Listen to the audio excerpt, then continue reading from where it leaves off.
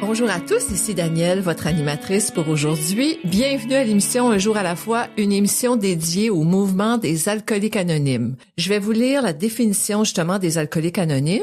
Donc, les alcooliques anonymes sont une association de personnes qui partagent entre elles leur expérience, leur force et leur espoir dans le but de résoudre leurs problèmes communs. Le désir d'arrêter de boire est la seule condition pour devenir membre des AA. Les AA ne demandent ni cotisation ni droit d'entrée. Les AA ne sont associés à aucune secte, confession religieuse ou politique, à aucun organisme ou établissement. Ils ne désirent s'engager dans aucune controverse. Ils n'endossent ni ne contestent aucune cause. Notre but premier est de demeurer abstinent et d'aider d'autres alcooliques à le devenir. Donc, comme à chaque semaine, on reçoit une invitée qui va venir partager avec nous son expérience avec l'alcool, son cheminement aussi, avec Alcooliques Anonymes, son rétablissement. Donc, je suis très contente de la recevoir et de vous la présenter. Elle s'appelle Louise. Bonjour Louise. Bonjour. Merci d'être là. Ça fait plaisir. On t'écoute. Je vais répéter. Je me présente, je m'appelle Louise, une alcoolique. J'ai aussi d'autres formes, mais je vais rester le contenu des alcooliques anonymes, mais peut-être des fois des petites parenthèses, ok, pour faire certains liens qui font partie en fait de mon histoire à moi, mon histoire bien personnelle. Donc, dans 4 mois, ça fera 34 ans que j'ai pas pris le premier.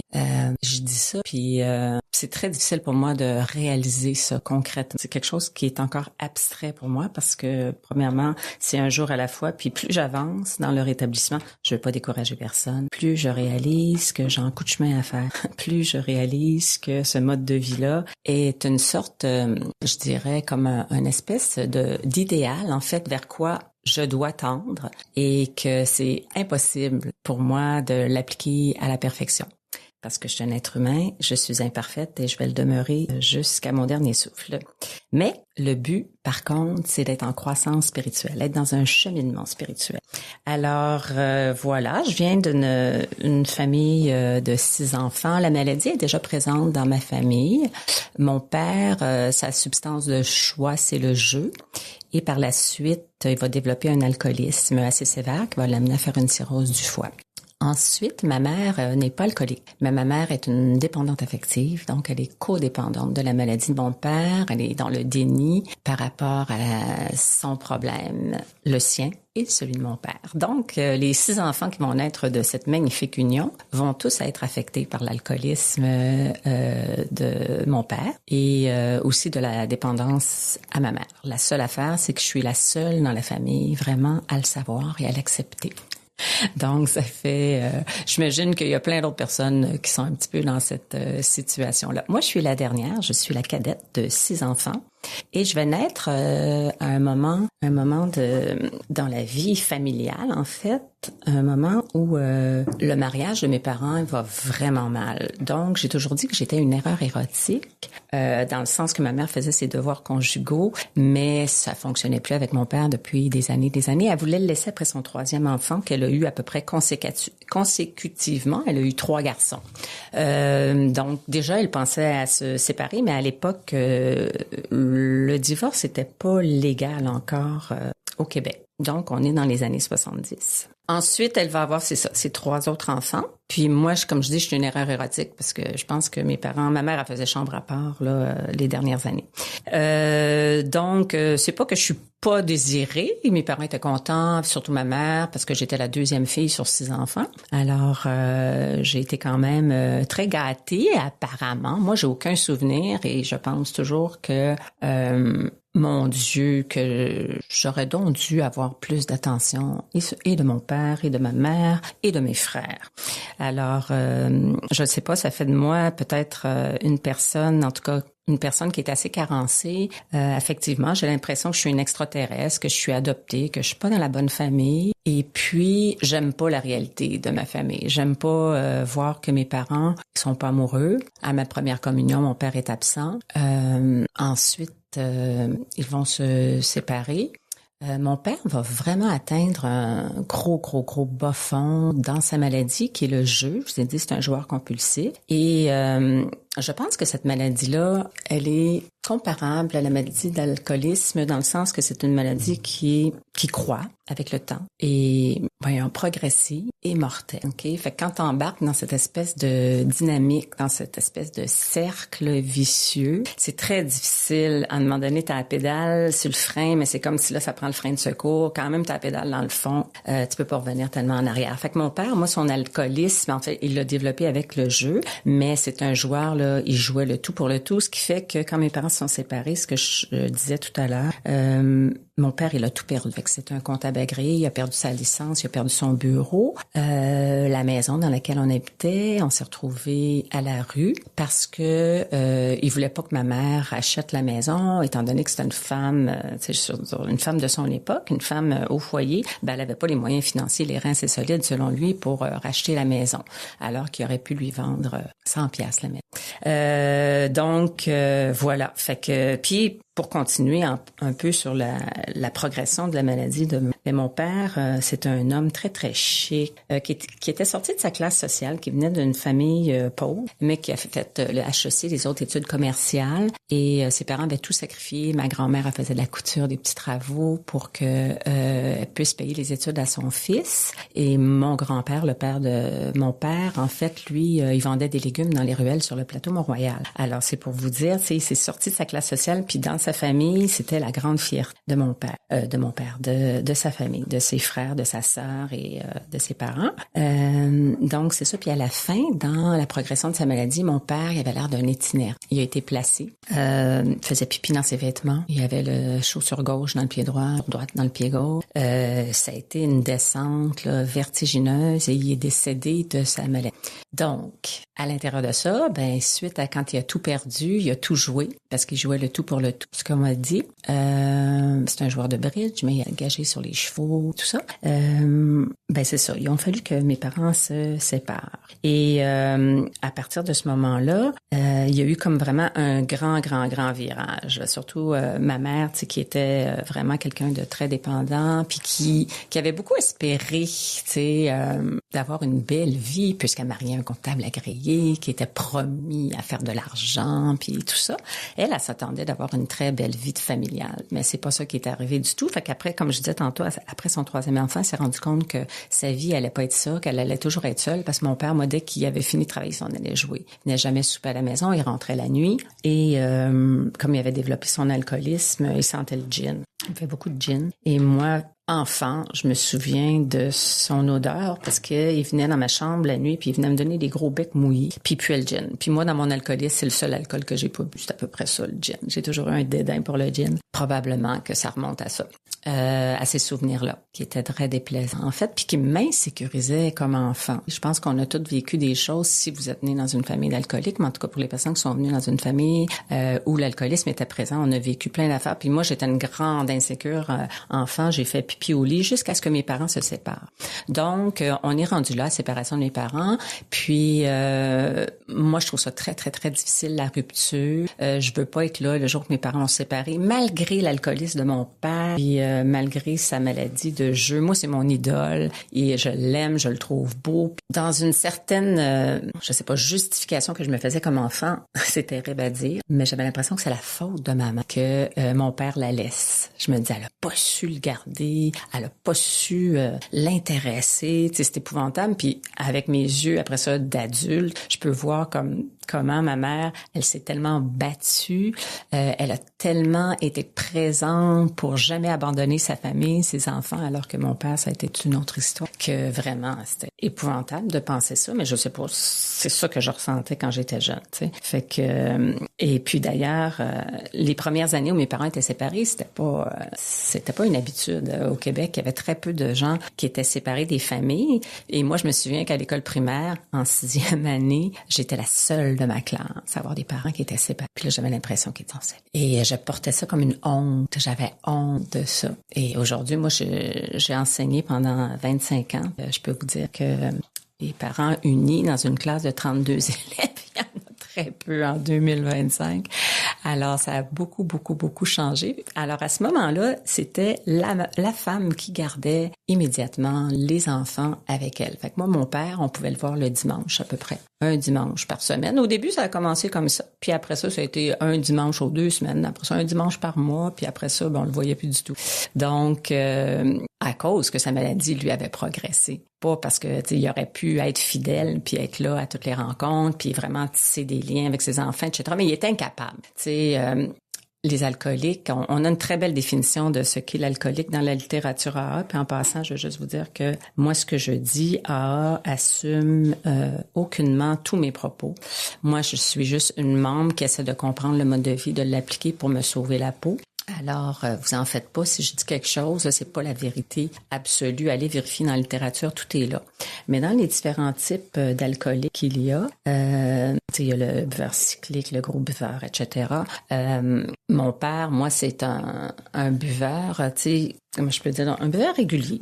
Il a bu vraiment de façon régulière et de façon, il a augmenté sa consommation alors que, par exemple, son père, mon grand-père, est un ivrogne. Fait que là, j'ai perdu un petit peu mon idée. Là, ça m'arrive pas mal souvent des fois de faire oups, une petite idée, je m'en vais quelque part, puis là, tout à coup, j'oublie où je suis rendue. Mais je pense que j'étais rendue pas mal à l'adolescence. En fait, mes parents sont séparés, etc. Je vois pas souvent mon père, mais je l'aime beaucoup. Puis d'ailleurs, les 3 enfants, quand on rencontre notre mère une fois par semaine, une fois par mois, on revient puis on dit à notre mère, c'était le fun, ils nous ont amené manger au restaurant, on a mangé dans ce restaurant français.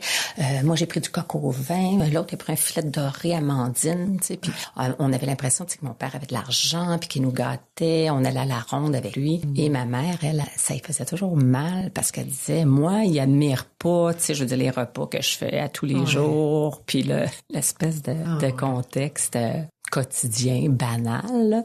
Fait que ça a été un petit peu présent, là, comme je dirais, là, dans mon début d'adolescence, parce que je vais commencer à consommer à la dispo. Oh oui, hein? Oh là là, mais t'as bien mis la table, Louise. Merci d'avoir pris le temps de mettre en contexte toute ton enfance qui a été marquée par l'isme du jeu. Donc, on va faire une courte pause et on poursuit tout de suite après avec la suite de ton message. Ce dont je me souviens le plus souvent, c'est la solitude que je ressentais. L'isolement au milieu du monde. À la fin, je trouvais plus de plaisir à boire. Depuis que j'ai commencé à assister aux réunions des AA, je me sens revivre. Et c'est peut-être ce que j'ai vécu de plus important. Je m'aime réellement moi-même. Et c'est très bon. Les AA sont comme un miracle dans ma vie. Les alcooliques anonymes, ça fonctionne. Cherchez-nous dans l'annuaire téléphonique, dans votre journal ou sur aa.org.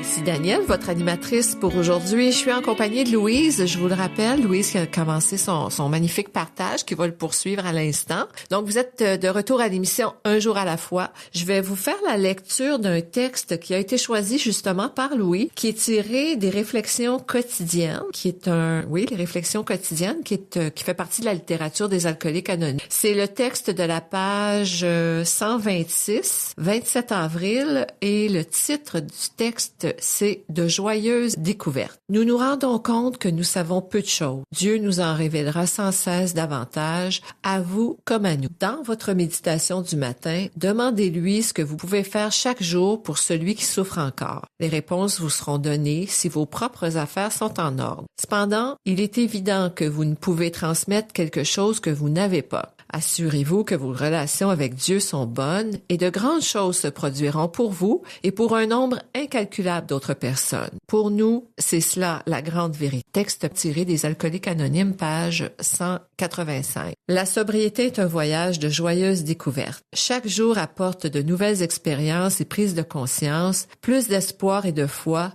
une grande tolérance. Je dois cultiver ces dons, sinon je n'aurai rien à donner. Pour un alcoolique en voie de rétablissement comme moi, les petites joies quotidiennes que je trouve dans le simple fait de pouvoir vivre une journée dans la grâce de Dieu sont de grands événements. Très beau texte, je rappelle, qui a été choisi par Louise et qui est tiré de la littérature des alcooliques anonymes, les réflexions quotidiennes, texte du 27 avril. Donc, merci Louise pour cette belle lecture, ce beau choix de texte inspirant. Puis, écoute, moi j'ai hâte de connaître la suite de ton partage. On t'écoute.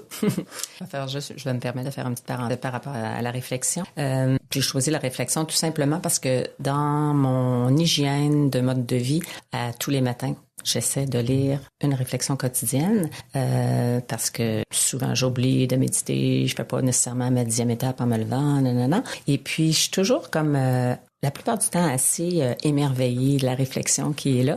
Et ça, c'est comme un extrait aussi. Moi, je suis arrivée dans une autre fraternité puis on lisait notre méthode et il y avait aussi les promesses, l'heureux destin. Ça fait partie de ça. Ce texte-là, c'est un extrait justement qu'on retrouve dans certaines fraternités, dans les différentes lectures là, qu'on peut faire lors d'une réunion. Et en tout cas, après ça, c'est un commentaire comme d'un ou d'une alcoolique. Là. Puis je trouve vraiment ces propos-là, pour moi, c'est comme, garde, ça serait ça mon partage, là, puis j'aurais pas besoin d'en dire tellement plus. Tout se retrouve là. Je trouve ça très condensé, très riche, très fertile, cette réflexion-là. Donc, mais bon, voilà, je vais continuer quand même mon petit bonhomme de chemin avec ce que j'ai commencé tout à l'heure. Donc, à l'adolescence, belle période pour se rebeller, belle période pour... mon Dieu. Moi, en tout cas, j'ai été très, très, très rebelle. Période où on se cherche énormément. Fait que moi, j'étais toute mêlée, là, tu sais, parce que j'avais du ressentiment contre mon père, mais jusque-là, j'étais en admiration avec lui, mais à partir du moment où j'ai plus eu de contact vraiment quotidien, régulier avec lui, j'étais comme en colère. Puis on dirait que cette colère-là, elle a continué jusqu'à mon âge adulte. J'ai développé une colère envers les hommes, mais sans le comprendre. J'ai comme transféré de mon père à tous les hommes que je rencontrais. Puis je crois à ça d'ailleurs.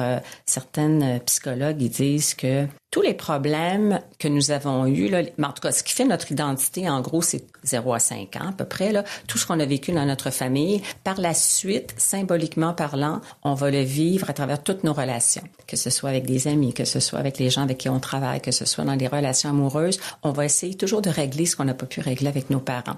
Et à travers le cheminement, bien sûr, moi, à travers mes 33 années et quelques mois, dans le mode de vie, tu sais, j'ai eu la chance de faire des thérapies, tout ça, de participer à des réunions avec discussions, entendre des gens qui amenaient des réflexions, des expériences personnelles aussi, qui font que j'ai tellement appris de choses sur moi. Que je peux me permettre de dire ça aujourd'hui, que je pense que j'avais fait un espèce de transfert de la colère que j'ai éprouvé par rapport à ma relation avec mon père et par la suite avec les hommes, puis aussi avec mes frères, parce que j'avais pas des frères que je considérais idéaux. Là, c'est pas les frères que je voulais avoir, c'était pas la famille que je voulais avoir de toute façon. Fait qu'à l'adolescence, moi, de toute façon, ça fait partie là de la réalisation de l'identité d'un individu. En général, à l'adolescence, on a besoin d'élargir notre champ social. Puis là, on se fait des amis, puis c'est ça qui est super important. Et moi, autant que je me sentais pas importante dans ma famille, avec mes amis, je vais devenir comme quelqu'un. On dirait que je vais avoir une espèce d'identité. Puis, je vais pas commencer, moi, avec l'alcool à l'adolescence. C'est pas l'alcool qui va faire en sorte que je vais me sentir plus libre, je vais me sentir moins torturée. Ça va être vraiment avec d'autres substances qui vont me conduire après à consommer de l'alcool. Et c'est un peu plus tard que mon alcoolisme va croître. Donc, fait qu'à l'adolescence, je fais toutes sortes d'expériences, je prends toutes sortes de substances et je vais vraiment, à l'aide des substances et de l'alcool, je vais vraiment fuir un petit peu, tu sais, comme toute la douleur qui m'habite, parce que dans le fond, toute l'histoire que j'ai racontée, mon histoire familiale, c'est une histoire quand même qui est triste, tu sais. Fait que j'essaie, tu sais, je sais pas que je veux banaliser ça, mais j'essaie aujourd'hui, tu sais, de le prendre à la légère parce que notre maladie est sérieuse, mais nous, faut pas se prendre au sérieux. Fait que je veux pas m'apitoyer, tu sais, je veux pas m'apitoyer, je raconte juste, tu sais, ce que j'ai vécu, comme plein de gens ont vécu des choses terribles. Mais on peut devenir résilient grâce au programme des 12 étapes puis apprendre on peut, comment je peux dire, donc renaître de ça. En tout cas, moi, ça fait partie, je pense, de mon rétablissement.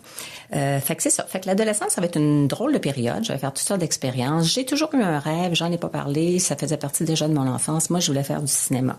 Alors, j'étais toute jeune, puis je grimpais ces tables, je me faisais des jupes en papier d'aluminium, puis là, je chantais « Je m'en vais à Londres, je vais faire du cinéma ». Et ça donne que j'ai un de mes frères qui a un ami qui fait du repérage pour des... il cherche des locations, en fait, pour des tournages. Fait qu'on parle évidemment de cinéma québécois. Et puis, à un moment donné, il cherche une petite fille pour jouer dans un film. Puis mon frère, il dit « Hey, pourquoi tu prends pas ma sœur? Elle veut faire du cinéma, elle est super naturelle, blablabla. » Ah, ben, il dit « Peut-être. » Fait que finalement, ils ont loué la maison dans laquelle nous vivions avant la séparation de mes parents. Et ils m'ont pris dans le premier film. Fait que j'ai commencé à jouer au cinéma, j'avais 9 ans. Fait que j'étais une actrice enfant, très naturelle, très spontanée, tout ça. Fait qu'à l'adolescence, je veux poursuivre ça. Je continue à faire quelques tournages. Alors là, je vais m'inscrire à des cours de théâtre à l'école secondaire. Fait que je vais faire du théâtre et je rêve d'une carrière, une grande carrière de comédienne, mais c'est pas ça qui va arriver. Et à travers ça, ben comme je disais, comme à travers les substances, je fuis, tu sais, une espèce de détresse, tu sais, un malheur, tout ça. Puis je me fais comme une vie très excitante, très palpitante sur les plateaux de tournage et tout. En plus, ben, je me retrouve sur un plateau, je suis une enfant, tout le monde s'occupe de moi. Alors, c'était très agréable. Puis mes parents, ils me laissaient complètement libre. Là, je prenais un taxi, je m'en allais la nuit, j'arrivais sur le lieu du tournage. Puis ma mère, elle a jamais pris un sou de tout l'argent que j'ai gagné comme comédienne enfant parce qu'elle avait pas beaucoup les moyens. Parce que dans la maladie de mon père, là, je vous ai dit, on est séparés, tout ça. Mais mon père, plus il va consommer, plus il va jouer, moins il va y rester d'argent dans les poches. Fait qu'il va finir, comme j'ai dit tantôt, comme un itinérant avec plus un sou. Et ma mère, a fait toutes sortes de petits boulots pour pouvoir compenser parce que mon père donne plus de pension alimentaire à ma mère. Fait que c'est ça. Fait qu'à l'école secondaire, moi, je me tiens avec... Moi, j'aime les artistes. Fait que moi, je me tiens avec des artistes un petit peu bas, mais tu sais, des petits bums smoke, là, pas des criminels. Fait que moi, j'aime ça. Puis on se rend compte à travers toutes sortes de soirées, puis la consommation fait qu'on devient... un petit peu exalté. Fait qu'on a toutes sortes de discussions, puis là, j'ai l'impression qu'on est en train de refaire le monde. C'était une époque aussi, la fin des années 70. On était très ignares au Québec, puis on découvrait plein d'affaires. Alors, en tout cas, moi, ça a été quand même une belle période, là, parce que ça n'a pas été là ma grosse période de souffrance. Ça va être plus dans les années 80. Alors, je décide de m'inscrire dans une école de théâtre et puis je vais réussir mes auditions dans toutes les écoles cette année-là, mais je choisis celle qui me paraît la plus prestigieuse. Et pourquoi je parle de ça, c'est que dans une école de théâtre, en fait, quand tu es un acteur, veux pas, tu as à comprendre l'être humain, la psyché humaine. Et moi, ce qui va faire que je vais pas poursuivre, je vais pas être en mesure, je vais pas avoir cette capacité-là, c'est que de travailler sur des personnages, sur l'âme humaine de ces personnages-là, leurs émotions, leurs tourments, etc., ça va me ramener à mes propres tourments. Et je vais avoir une incapacité de descendre là. Puis là, ils vont me dire, ben Louise, on te sent pas, t'es pas là, tu sais, tu te protèges, etc. Puis on va essayer toutes sortes d'exercices thérapeutiques là, à me faire faire. Puis je veux pas, je résiste. Je suis dans la fuite, comme je disais tantôt, tu sais. Je veux pas aller là, pantoute. Alors finalement, j'ai quitté l'école de théâtre après seulement qu'1 an et demi. Et je vais continuer mon petit bonhomme de chemin quand même. Je commence à, tu sais, j'ai fréquenté des artistes, tout ça. Puis là, je chante dans un groupe, je suis devenue choriste, etc. Et je vais arriver dans le beau monde de la restauration parce que la majorité des artistes, comme on n'est pas capable de vivre de notre art, on fait de la restauration. C'est de l'argent rapide, on fait pas beaucoup d'heures. Alors, ça nous permet d'aller à nos auditions et tout. Fait que, mais dans le milieu de la restauration, ben qu'est-ce qu'il y a? Il y a de l'alcool. Donc, moi, je vais évidemment fréquenter des gens qui consomment de l'alcool. Les clients en consomment, les gens qui y travaillent en consomment et on apprend à consommer autre chose que de la bière. D'ailleurs, ça n'a jamais été mon alcool de prédilection. J'ai jamais aimé ça, moi, la bière. Alors, mais je vais commencer à boire du vin au Québec. Là, on commence à se déniaiser, puis on boit du vin avec les repas, tu sais, etc. Donc, l'alcool va devenir très présent dans ma vie. début de la vingtaine. Ouais, début de la vingtaine quand je vais quitter l'école de théâtre. Puis, mon alcoolisme va parallèlement augmenter parce que je vais ajouter à ça des substances. Alors, puis les substances me permettent de plus consommer d'alcool. Fait que ça, je trouve ça merveilleux parce que justement, je le tolère mieux. Parce que dans le fond, moi, je suis pas quelqu'un qui tolérait tant que ça l'alcool. Il y a des gens qui vont vous dire, moi, la première fois, j'ai vomi, j'ai dégueulé. Non, pas moi. Sauf que éventuellement, je me suis rendu compte que je tolérais pas bien l'alcool, je m'endors facilement. Oui. Fait que voilà pourquoi je vais consommer beaucoup de poudre de perlimpinpin, entre autres. T'es drôle. Mais tu mentionnes la présence d'autres substances qui t'aident à consommer de l'alcool. C'est un trait, ça revient souvent dans les partages, surtout quand on a été ado dans les années 70-80, tout ça. Super intéressant. J'ai hâte d'entendre la suite. Louise, on fait une courte pause et on revient tout de suite avec la suite de ton beau partage. Je me sentais seule, angoissée, agressive, et je m'apitoyais sur mon sort. Je voulais juste mourir. C'est pourquoi je continuais à boire. Personne n'aurait pu vivre un tel cauchemar. Puis j'ai assisté pour la première fois à une réunion des AA. À mesure qu'elle se racontait, j'ai découvert que toutes ces personnes avaient connu le même enfer. Je n'étais donc pas la seule. Elles m'ont aidé à cesser de boire et m'ont redonné le goût de vivre. Les alcooliques anonymes, ça fonctionne. Cherchez-nous dans l'annuaire téléphonique, dans votre journal ou sur aa.org.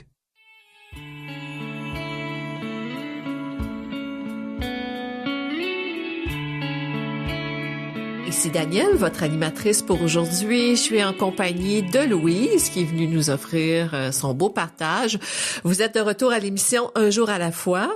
Vous pouvez notamment visiter notre site web à l'adresse suivante, donc unjouralafois-émission.org. Vous allez y trouver toutes nos émissions, des centaines de partages à écouter n'importe où, n'importe quand, à toute heure du jour, c'est disponible. C'est un outil qui est très, très pratique quand on a besoin de se ressourcer. Donc, je répète l'adresse, c'est unjouralafois-émission au singulier, pas de s.org. Donc, n'hésitez pas aussi à nous écrire puis à nous faire part de vos commentaires. Voilà. Donc, on poursuit avec le beau partage de Louise. On t'écoute. Après avoir être entrée dans le milieu de la restauration, moi je vais graduer parce que au début je suis serveuse dans un restaurant. Je vais devenir je vais travailler dans les discothèques, dans les belles discothèques de Montréal. Donc où c'est un petit peu plus, comment je peux dire, glamour, un petit peu plus fashion. Et en plus je vais devenir barmaid. Et fait que là pour moi, là, c'est quelque chose de devenir barmaid, à défaut de devenir comédienne. Je deviens barmaid. Mais je continue toujours en parallèle, là, je veux dire, à essayer de devenir une comédienne. Donc, dans ma carrière de barmaid, là, je vais apprendre à faire des cocktails et tout, puis je vais apprendre surtout à boire avec mes clients. Et ensuite, comme dans une discothèque, on ferme à 3h du matin, t'es pas sorti de là avant 4h, là, moi, je vais fréquenter des after hours. Alors, mon alcoolisme, comme je dis, il va vraiment augmenter, il va croître, etc. Puis, dans le fond, si je regarde une journée type, je rentre au travail soit vers 8-9 heures et je rentre à la maison à peu près à la même heure, 8-9 heures. Fait que j'ai à peu près 12 heures à consommer sur une journée de 24 heures. Et comme je travaille 4 jours par semaine, facilement, des fois 5, je travaille. Je m'amuse pas complètement. Je suis pas libre en arrière de mon comptoir. Alors, il faut que je sorte au moins une fois par semaine pour vraiment m'amuser. Fait que je suis au moins 5-6 jours dans les bars et je vais faire ça pendant quelques années. Je vais faire ça à peu près pendant presque 8 ans. OK? Donc, ça va être vraiment ma période active, très, très active au niveau de ma consommation. Et c'est ma période de jeune adulte aussi. Fait qu'il y a toutes sortes de choses qui se passent, comme je disais, dans la réalisation de son identité. Tantôt, je vous ai parlé que j'étais en colère à l'adolescence, j'étais rebelle par rapport à mon histoire familiale. Là, je vais développer aussi une espèce de révolte parce que je vais quitter l'école de théâtre parce que je suis pas capable de continuer. Et je vais être en colère aussi après les gens qui dirigent l'école, mais surtout après moi. Je vais retourner cette colère-là envers moi. Autant que tantôt je disais que je trouvais que c'était ma mère qui était responsable du divorce de mes parents, qu'autant que là, je pense que c'est moi qui est responsable de ça, que je suis pas aimable, que j'ai pas ce qu'il faut pour réussir. Tu sais, fait que déjà là, je suis comme dans une vision là très très très négative et pessimiste de ce que je suis, de ce que je deviens. Puis là, j'ai l'impression quasiment que c'est l'humanité m'a jeté un sort. Là. Fait que on arrive un petit peu comme ça. Hein? Dans Alcoolique Anonyme, là, c'est pas tout le temps, c'est pas toujours la réalité, en fait. Alors, tantôt, je disais que moi, j'ai appris plein de choses à écouter des membres. Fait que mon aventure va commencer. C'est une amie qui va entendre ma souffrance, à qui je vais me confier. Puis, j'ai la mort dans l'âme. Et elle va me dire, je vais t'amener quelque part. C'est très flou comme souvenir. Je vais t'amener quelque part. Fait qu'elle me donne un rendez-vous un dimanche matin. Puis, moi, je connais pas... Je suis vraiment très carencée. Je suis dans le monde de la consommation. J'ai de la misère. Tu sais, je veux dire, je fais des nuits blanches. Là, je prends des pilules pour dormir. Là, je me réveille. Puis, je veux dire, j'essaye de manger. Puis tout. Puis là, il faut que je repense. Il faut que je sois en forme pour travailler ce soir. Tu sais. Alors, c'est une période où je ne lis pas, je ne m'informe pas. Je régresse intellectuellement à tous les niveaux. Je régresse aussi émotivement, spirituellement, affectivement, à tous les plans.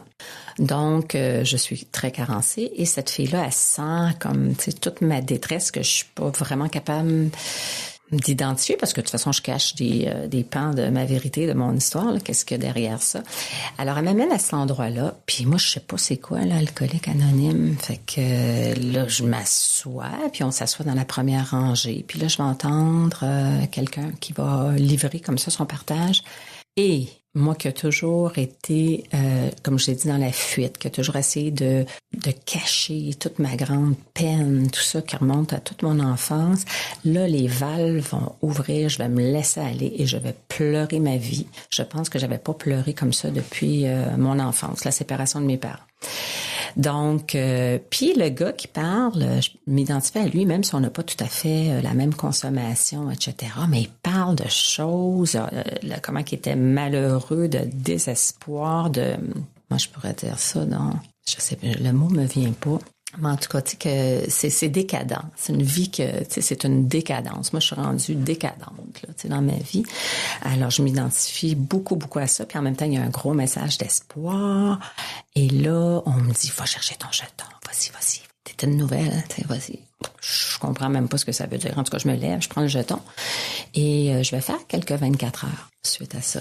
Je me suis sentie super bien, même si j'étais pas confortable avec l'émotion que je vivais. C'est comme si tout à coup, il y avait 250 livres qui étaient tombés de mes épaules. Je me sentais plus toute seule, je pense. Alors, j'ai fait quelques 24 heures, puis j'ai reconsommé. Et puis, après ça, je connaissais un petit peu Alcoolique Anonyme, fait que j'avais appelé la ligne ouverte. Et un autre moment où j'étais très découragée, fait que la personne m'avait dit, garde, je peux te donner rendez-vous dans une réunion. Fait qu'il m'avait donné son nom, Noël. Il y avait eu une écoute extraordinaire. Et évidemment, en bon alcoolique, il m'a dit, viens faire une réunion aujourd'hui. Oh non, pas aujourd'hui, je suis pas en forme. Demain, peut-être. OK, demain, ça sera peut-être pas moi qui va être là, mais un tel, il va t'attendre à telle place, telle réunion. J'ai pas de liste de réunions. Internet n'existe pas, là. Tu sais, fait que ça se passait beaucoup avec les petits dépliants papier. Et je vais me rendre à cette réunion-là avec ma mère. Ma mère va m'accompagner. Et là, je vais faire un premier, peut-être 6 mois d'abstinence, 3, je me souviens plus exactement. Mais dans ma dépendance, tu sais, je l'ai dit un petit peu, j'ai d'autres dépendances, j'étais dépendante affective. Fait que moi, je rencontrais toujours des gars qui consommaient, mais je comprenais pas pourquoi. Je travaillais dans une discothèque, tu sais. Les clients qui sont là, c'était mes chums, tu sais. Fait que les gars que j'ai fréquentés, fait qu'ils étaient tous équipés comme moi. Sauf que dans ma dépendance, un peu comme j'ai les deux maladies de mon père et de ma mère, c'est une codépendante, elle la consomme pas. Fait que moi, je me trouve toujours des gars qui consomment plus que moi. Fait que je travaille sur les problèmes de mon chum, mais moi, c'est pas si pire, tu sais. Fait que je rencontre des gars, tu sais, qui deviennent violents, qui se battent avec d'autres dans des bars, avec des gens que je leur présente, des choses comme ça.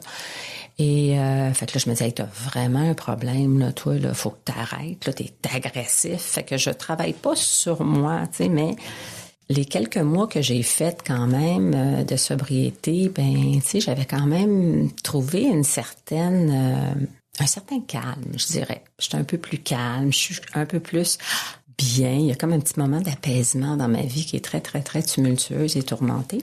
Donc, puis là, ce gars-là que je rencontre, je lui fais connaître AA, parce que lui, il connaît pas AA, et je l'ai rencontré dans un bar. Et il va faire aussi un petit bout avec moi. On va faire des réunions à deux. Puis à un moment donné, il va rechuter, mais il me le dit pas, puis je m'en aperçois qu'il a consommé. Et malheureusement, je vais le suivre dans sa consommation. En fait, je vais rechuter à nouveau. Et là, je vais partir un peu sur une petite galère qui va durer à peu près 1 an et demi parce que j'essaie de créer des liens avec cet homme-là. Fait que moi, beaucoup de difficultés. Je réussis pas ma carrière, je réussis pas ma vie affective. J'essaie de travailler sur ces 2 aspects-là qui, je pense, vont me rendre heureuse, mais je suis incapable. Incapable parce que je suis malade, puis je le sais pas que je suis malade. Non, on est tout le temps les derniers à le savoir. Alors, après ça, il va y avoir une séparation. Lui, il va me laisser parce qu'il va aller faire une thérapie. Puis là, lui, il apprend des choses sur lui en thérapie. Puis moi, comme je pense que c'est lui qui a le problème, là, je veux savoir qu'est-ce qu'il a découvert. Puis là, la thérapie, on me dit, non, c'est confidentiel. Fait que finalement, on va vraiment se séparer. Et à partir de là, tant mieux, merci mon Dieu. Là, j'ai travaillé sur moi. J'avais pas le choix. Je me suis retrouvée chez ma mère à l'âge de 28 ans. J'allais avoir à peu près 29 ans. Donc, c'est ça. Je me suis retrouvée chez ma mère. Puis là, je me suis pris un petit peu plus en main par ma grâce à moi, là, parce que j'avais pas le choix. C'est une question de survie. J'avais déjà frôlé la mort plusieurs fois. Je m'étais déjà retrouvée à l'hôpital. J'avais déjà fait des tachycardies. Ma consommation est, comme je disais, la maladie est progressive, est mortelle, fait que je consommais de plus en plus de sorte à faire des blackouts. Alors, je me réveillais le matin, puis je savais pas avec qui j'étais rentrée. Il y avait une monde de gars sur la table de chevet, puis je savais pas c'était qui. Je savais pas qu'est-ce qui s'était passé. Ou je me réveillais, j'avais mes bas de nylon, j'étais encore tout habillée, les bas de nylon déchirés, le mascara étampé dans le front. C'était super chic. Et j'avais honte. Dans le fond, j'avais honte parce que je me disais, je suis pas sûre, moi, je voulais devenir une comédienne, je voulais avoir une vie qui a de l'allure. Puis comme je dis, je suis pas capable de réussir ni ma vie affective, ni ma vie professionnelle. Alors, c'est ça. Puis, dans les réunions, j'ai rencontré des personnes formidables qui m'ont accueillie comme j'étais, équipée comme j'étais, fausse, dans le sens que je suis pas capable d'être authentique. T'sais. Puis, au fur et à mesure, tout de suite, on va m'inviter à m'impliquer, à me dire, on a besoin de toi, Louise. Fait que moi, je me suis impliquée très rapidement. Puis j'ai une marraine extraordinaire parce que dans Alcoolique Anonyme, c'est ça qui est merveilleux, tout est gratuit. Tout est gratuit. Puis c'est pour ça que j'aime la pensée. Aujourd'hui, il disait, si tu donnes rien, tu reçois rien. Fait qu'il faut tout le temps donner pour faire du vide et faire de la place. Parce que sinon, tu peux te tanner. Tu peux avoir des bouts, Tu peux avoir des bouts dans leur établissement où tu dis, ça m'apporte plus rien, moi, de faire des réunions. Regarde, j'ai fait le tour, là, tu sais. Mais d'où l'importance, pour moi, en tout cas, c'est ça que j'ai compris, que le service était essentiel. Moi, faire des réunions de chaises, puis venir écouter, puis rien faire d'autre, c'est pas la meilleure recette pour moi. C'est vraiment dans l'action. C'est vraiment dans l'action où j'ai pu semer des petites graines. T'sais. Fait que ça a été fantastique. Moi, j'avais 3 mois d'abstinence. J'avais déjà des tâches. Alors, puis ça m'a appris, mon Dieu, ça m'a tout appris. Ça m'a appris à parler. Ça m'a appris à devenir responsable. Oui, c'est ça que ça fait le service, effectivement. Tu as mentionné tantôt, au début du bloc, la ligne téléphonique. Tu as appelé Alcoolique Anonyme, il y avait quelqu'un pour répondre. On va faire une courte pause, Louise, si tu permets. On va poursuivre avec ton message et moi, je vais donner les coordonnées pour la ligne téléphonique des Alcooliques Anonymes. On revient tout de suite après cette courte pause. Si ton univers est contrôlé par l'alcool, il y a de l'espoir. Nous sommes les AA, des alcooliques qui aident d'autres alcooliques à devenir abstinents depuis plus de 70 ans. Nous sommes dans l'annuaire, dans le journal local ou sur l'Internet au aa.org. Les Alcooliques Anonymes.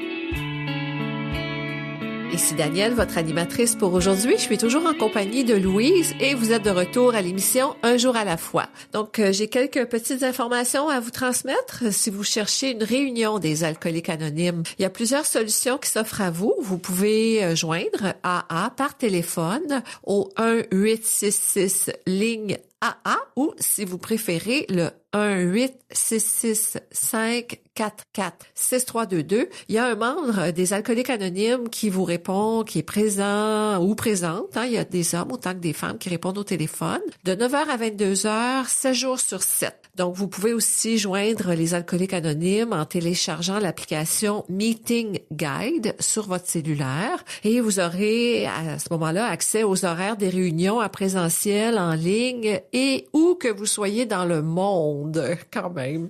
Donc, voilà pour les petites annonces. On poursuit avec la suite et la fin du partage de Louise. On t'écoute. Moi, je parlais du service tout à l'heure, fait que, écoute, là, tout. Et là, à partir du moment là que je suis arrivée dans la fraternité, que j'ai créé des liens, que je disais que j'ai appris à être responsable, à venir, à faire ma tâche. Et ça m'a apporté une espèce de satisfaction, une estime de moi que j'avais perdue il y a très longtemps. Je vous ai dit que j'avais régressé à tous les niveaux.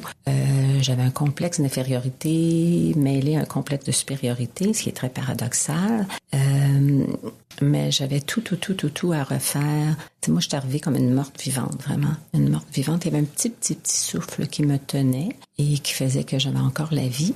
Et tant qu'il y a de la vie, il y a de l'espoir. Fait que probablement que c'est cet espoir-là que Dieu m'avait peut-être un petit peu insufflé à mon oreille. Je dis le mot Dieu, puis ça se peut que ça te dérange. Sache que dans Alcoolique Anonyme, c'est une puissance supérieure telle que tu le conçois. Alors, ça peut être plein de choses. Pour moi, Dieu, ça l'a... Comment je peux dire? Non, ça résonne en moi. J'ai ma conception de Dieu. Et quand je l'utilise, c'est juste à ça que je fais référence. C'est une puissance supérieure, une énergie qui, pour ma part, en tout cas, est toujours présente dans une salle de réunion. Dès qu'on est réunis, quelques individus ensemble pour la même cause, Dieu se manifeste. Dieu est là pour nous. Et d'ailleurs, avant vraiment que j'arrive dans les salles, je me souviens très bien que j'étais couchée dans mon petit lit 30 pouces chez ma mère et j'avais consommé énormément et je pensais mourir. Et j'avais dit, ça faisait longtemps que j'avais pas parlé à Dieu ou à ma puissance supérieure, aujourd'hui que je nomme ainsi. Et j'avais dit, si t'es là, aide-moi. Faites que j'arrête de consommer parce que je faisais toujours des promesses et j'étais incapable de les tenir. Ça durait 24 heures, puis dès que j'étais en forme, je recommençais à consommer. Et ça s'est passé. Et quand j'ai rencontré cette magnifique marraine que je vous disais, qui m'a aidé à comprendre qu'est-ce que c'est que ces fameuses 12 étapes. Ça se peut que tu arrives dans le mouvement que tu comprennes pas, puis c'est pas grave. C'est pas grave dans le sens que donne-toi le temps d'arriver. Ce qu'il faut, c'est prendre racine, débrumer, puis ensuite... Oui, tu as des choses à faire, mais la première affaire, juste de faire un pas, de rentrer dans une salle de réunion, puis de pas partir en courant, puis de rester jusqu'à la fin, là, tu as fait 75% de ce qui est le plus important à faire. Ça commence comme ça. Je sais qu'on peut faire des meetings virtuels aujourd'hui, c'est à peu près la même chose, mais en tout cas, fait que par rapport à ces fameuses étapes-là, j'ai commencé, évidemment, tu sais, on nous dit... Nous avons admis que nous étions impuissants devant l'alcool, que nous avions perdu la maîtrise de notre vie. Fait que je l'avais déjà admis sur mon petit lit 30 pouces. Ça a été assez facile, j'ai assez souffert pour l'admettre. Après ça, la deuxième étape, nous en sommes venus à croire qu'une puissance supérieure à nous-mêmes pouvait nous rendre la raison. Déjà là, ma marraine, elle m'accompagnait là-dedans. Puis on l'a fait ensemble, on l'a lu ensemble. Il y a la littérature, là on les lit, mais dans le livre sur les 12 étapes et les 12 traditions, tu as un paragraphe qui explique complètement c'est quoi cette première, deuxième étape. Fait que la deuxième étape, là, j'ai fait comme OK, là je confie ma vie dans la troisième étape qui va suivre parce qu'elles sont reliées. Nous avons décidé de confier notre volonté, notre vie aux soins de Dieu tel que nous le concevions. Fait que pour moi, ça a été comme un pacte. Et encore aujourd'hui, dans des moments où des fois, je me pense guérie, je me pense que j'ai plus besoin d'Alcoolique Anonyme, ça peut m'arriver. Même après toutes ces années-là, je me souviens toujours de ce pacte-là que j'ai fait avec Dieu. Je lui ai promis que je ne reconsommerais plus, puis que lui, là, il s'occuperait de tout le reste. Puis depuis ce temps-là, ça va bien. Ça va vraiment bien. Fait que pourquoi aujourd'hui je prendrais le risque de prendre ce premier verre-là? Parce que mon premier verre, là, la distance est très, très courte. Moi, je vis avec un homme qui consomme de l'alcool, qui consomme assez raisonnablement. J'ai travaillé dans les restaurants, même après avoir arrêté de consommer. L'alcool est partout dans notre société. Quoique c'est le fun, de plus en plus de gens maintenant consomment plus d'alcool, puis ils vont quand même socialiser, puis prendre des mojitos sans alcool, puis tout ça. C'est bien le fun que les gens commencent à être conscients que ça fait du bien de pas boire, hein, on l'entend.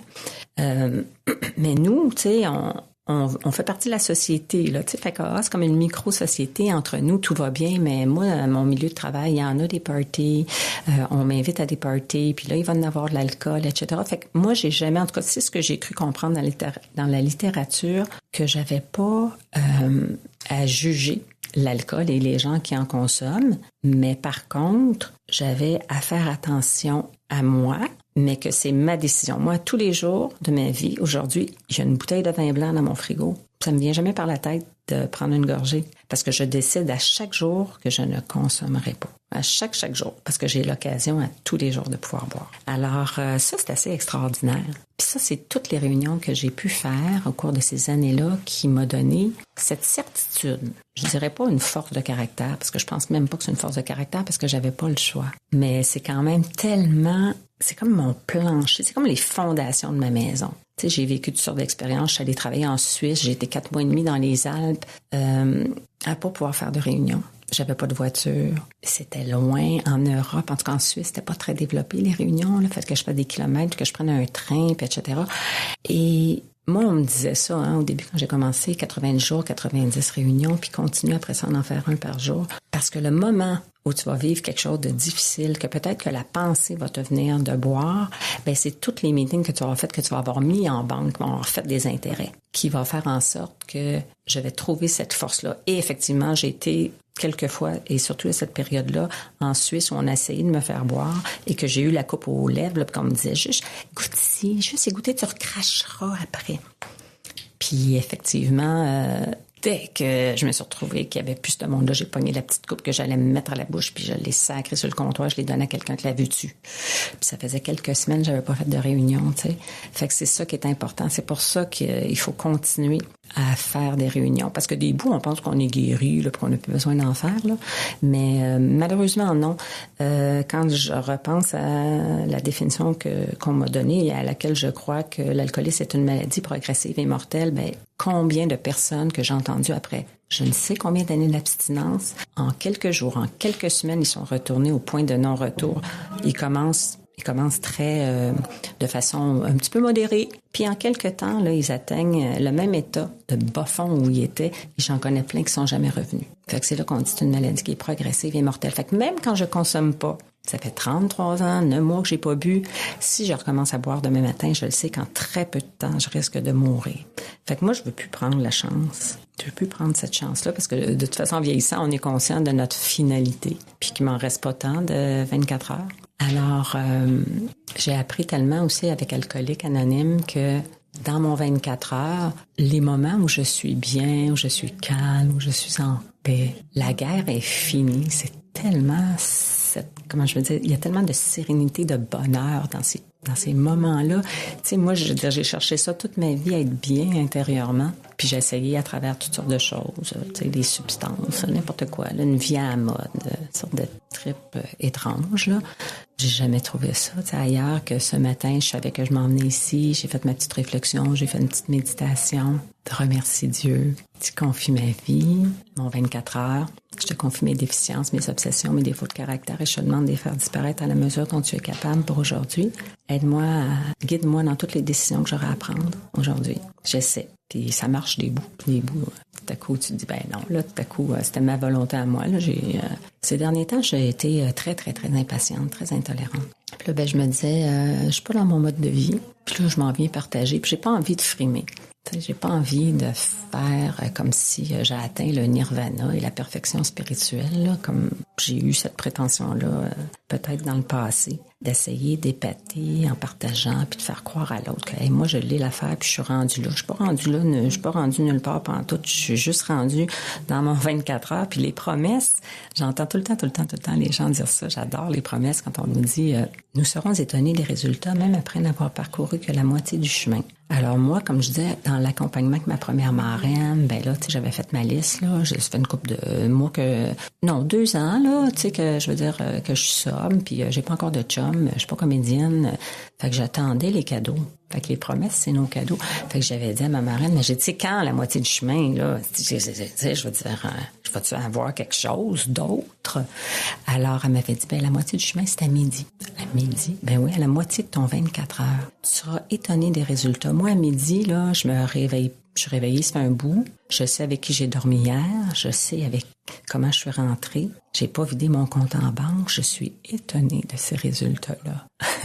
C'est fantastique. J'aime tellement cette définition-là. Regarde, c'est à chaque jour. Tu vas être étonné à midi. Tu sais, je veux dire, la délivrance d'être torturé, de te sentir coupable de ce que tu as fait la veille, c'est fini. C'est fini juste ça, hein? Ah oui, Quelle belle libération. Mais ça. Oh. Ouais. Merci, Louise. Ben, merci à vous. Merci pour ton beau partage. Très inspirant. Je suis certaine que tu as aidé beaucoup. En tout cas, moi, tu m'as aidé. J'ai beaucoup aimé t'écouter ce matin. Fait que merci de t'être déplacée. Merci à toi. Mais ça fait plaisir. Écoutez, merci. On va terminer avec la déclaration de responsabilité avant de faire les remerciements officiels. Donc, je vais vous lire le texte. Je suis responsable. Si quelqu'un quelque part tend la main en quête d'aide, je veux que celle des AA soit toujours là. Et de cela, je suis responsable. Voilà. Donc, merci encore, Louise. Merci à ceux et celles qui ont fait de cette émission une expérience encore positive pour moi et pour toi, Louise aussi, j'espère. Alain qui était à la technique et toute l'équipe derrière qui travaille fort pour faire en sorte que cette session-là, un jour à la fois, existe. Mon nom, je m'appelle Danielle, je suis une alcoolique et j'étais votre animatrice pour aujourd'hui. Je vous invite à une prochaine émission d'Un jour à la fois. À très bientôt!